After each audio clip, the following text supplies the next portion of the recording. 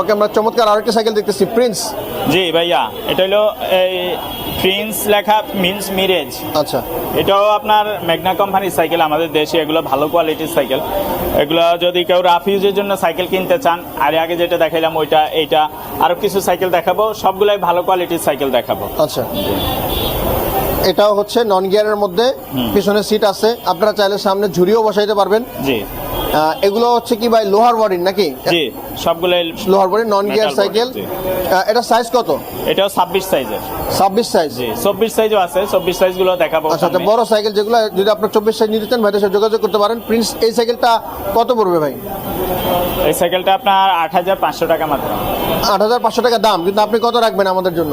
না, দাম আরো বেশি, 8,500 সর্বনিম্ন রাখা। ও আচ্ছা, 8,500 টাকা রাখা যাবে। জি।